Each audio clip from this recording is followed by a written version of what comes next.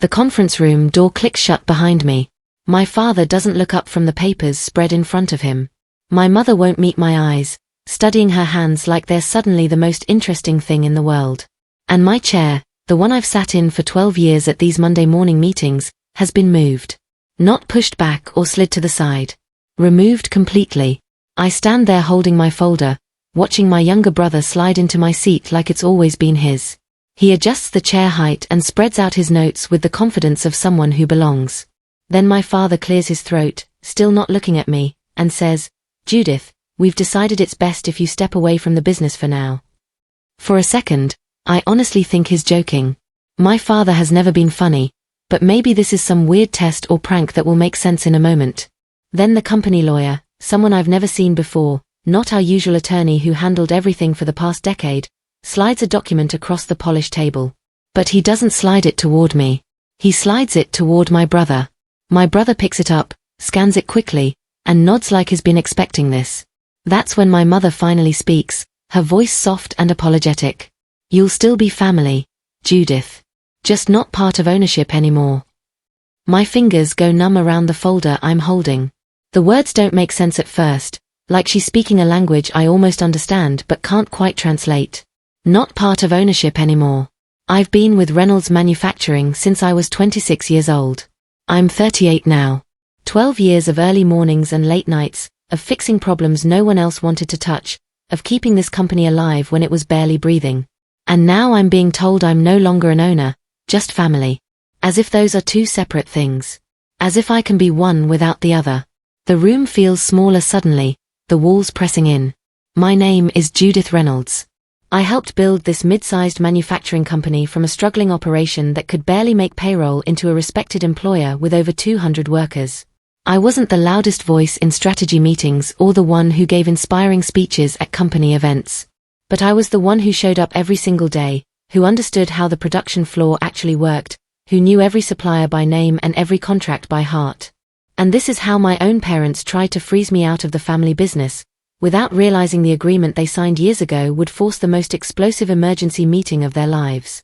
I need to go back to understand how we got here. 8 years ago, Reynolds Manufacturing was failing. My father had made a series of bad investments in equipment we didn't need, chasing contracts we couldn't fulfill. The company was bleeding money faster than we could bring it in. Banks wouldn't extend more credit. Our best employees were leaving for stable jobs elsewhere. My mother wanted to sell everything and cut their losses. My father refused, too proud to admit defeat. That's when I stepped in with an offer. I had savings, money I'd been putting away for years, and I offered to invest it in the company. Not as a loan. As an actual stake in ownership. My father was reluctant at first. He didn't want to dilute his control, didn't want to admit he needed help from his daughter. But the numbers didn't lie. Without my investment, Reynolds Manufacturing would close within 6 months. So we made a deal. I would invest $200,000 in exchange for a partnership stake. My father's lawyer at the time, old Howard Patterson, who'd been handling family business for decades, drafted what he called a silent partner agreement. The term confused me then. Silent didn't mean invisible or powerless. It meant I wouldn't interfere with day-to-day operations unless absolutely necessary. But I would have full ownership rights and approval authority on major decisions. The agreement included specific clauses about what counted as major decisions. Selling company assets worth more than $50,000, taking on debt exceeding $100,000, changing the corporate structure, or transferring ownership stakes. Any of those actions required my written approval. Howard explained it carefully, making sure I understood what I was signing. He said the clause protected my investment and ensured my parents couldn't make reckless decisions again without oversight. My father barely glanced at it before signing. He was desperate then, grateful for the lifeline. That was 8 years ago. Apparently, he'd forgotten. Or maybe he'd just stopped caring about agreements made during desperate times. My brother came into the business 5 years ago, fresh out of college with a business degree and big ideas. He was 23, confident, full of energy and opinions about how everything should change. My father loved it. Finally, someone who wanted to talk strategy and vision instead of production schedules and supplier relationships. My mother adored him, her youngest child, her only son who could do no wrong. I watched them light up around him in ways they never did with me. At first, I tried to help him learn the business, showing him how things actually worked beyond the theories he'd studied. But he didn't want to learn from me. He wanted to lead immediately. The patterns started small. I'd present an idea in a meeting, and it would get dismissed or ignored. Then weeks later, my brother would present the same idea with slightly different wording, and suddenly it was brilliant. My father would praise his innovative thinking. My mother would beam with pride. I stopped pointing out the repetition after the third time it happened. What was the point? They'd made their choice about who the future of this company would be. I told myself it didn't matter as long as the work got done. I focused on operations, on keeping production running smoothly, on maintaining relationships with suppliers and clients who'd been with us for years. But lately, things had shifted more obviously. Meetings would be scheduled without notifying me. Decisions would be made before I arrived. My brother started introducing himself as the operations director, a title that had always been mine, and no one corrected him. When I brought up concerns about a new equipment purchase that seemed overpriced, my father told me not to worry about it, that my brother had done the research. When I questioned a contract with a supplier I'd never heard of, my mother said I was being too cautious, that we needed to trust the new generation's instincts. I felt myself becoming invisible in a company I'd saved. So when I walked into this morning's meeting and found my chair gone, I should have seen it coming. But somehow, I didn't. Maybe I didn't want to believe my own parents could be this cruel. Standing there watching the new lawyer, a young man with slick back hair and an expensive suit, arranged documents for my brother to review, I finally understood. This wasn't temporary. This wasn't about stepping back or taking a break. They were erasing me. Completely. My father finally looked up, and I saw something in his eyes I'd never seen before when he looked at me. Satisfaction. Like he'd been waiting for this moment. Like removing me was something he'd wanted to do for a while. We appreciate everything you've done, he said in that formal voice he used with vendors he was about to drop. But the company needs fresh direction now. Your brother has new ideas, and frankly, Judith, you've been resistant to change. Resistant to change. I almost laughed. I was the one who'd implemented the new inventory system that cut waste by 30%. I was the one who'd negotiated better rates with our shipping company, saving thousands every month. I was the one who'd trained every supervisor currently on the floor. But sure, I was resistant to change. My brother leaned back in my chair, my former chair, and nodded along with everything my father said. The new lawyer spoke up for the first time. His voice was smooth, practiced, like he'd given this speech before. Ms. Reynolds, your parents have decided to restructure the ownership of Reynolds Manufacturing to better reflect current involvement and future vision. You'll receive a severance package, of course, and we're prepared to discuss fair compensation for your past contributions. Fair compensation. For 12 years of my life. For the $200,000 I'd invested when no one else would. For every weekend I'd worked, every crisis I'd managed, every relationship I'd built. The lawyer slid a packet toward me. I didn't touch it. Instead, I did something that surprised even myself. I said nothing. I stood there in silence, looking at each of them. My father, who couldn't hold my gaze for more than a second. My mother, who was already tearing up like she was the victim here. My brother, who was trying not to smile. The lawyer, who was checking his watch, clearly ready to move on to whatever came next. I could have screamed. I could have argued, demanded explanations, pointed out every single way this was wrong. But something Howard Patterson told me years ago echoed in my mind. The best response to being underestimated is patience. Let them show their hand completely before you show yours. So I let the silence stretch until it became uncomfortable. Finally, I picked up the packet without reading it, tucked it under my arm with my folder, and walked toward the door. My mother called after me, her voice breaking. Judith, please understand. This is what's best for everyone. I paused with my hand on the door handle but didn't turn around. I understand completely, I said quietly. Then I left, closing the door gently behind me.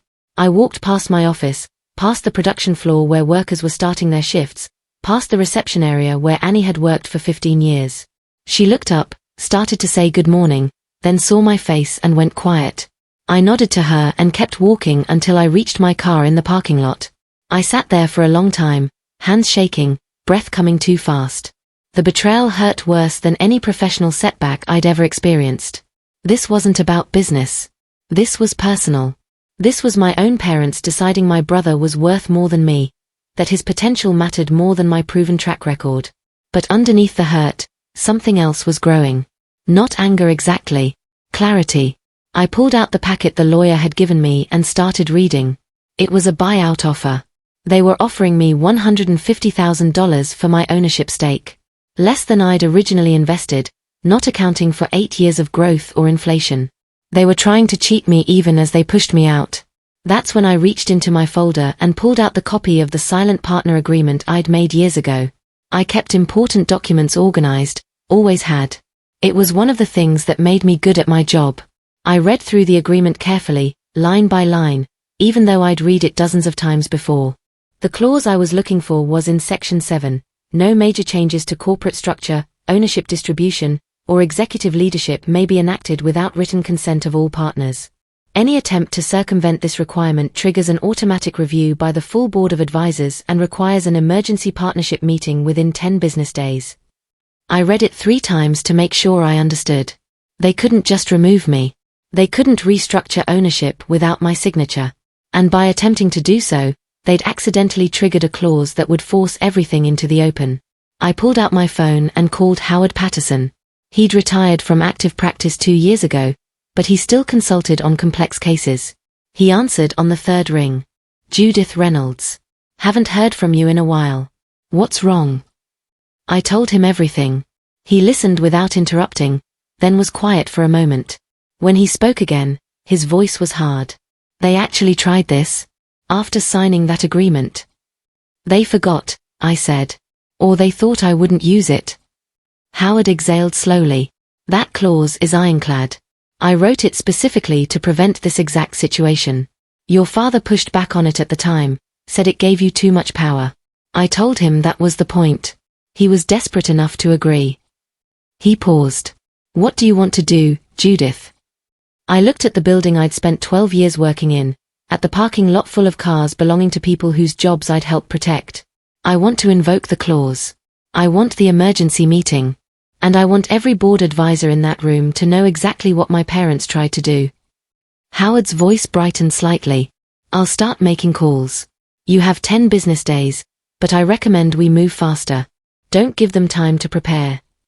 The first crack appeared within 24 hours. A supplier I'd worked with for years called my cell phone. Judith, I hate to bother you directly, but I need approval on the new contract terms, and your office isn't responding. I frowned. What new contract terms? He explained that my brother had contacted him about changing payment schedules and reducing our usual order volume.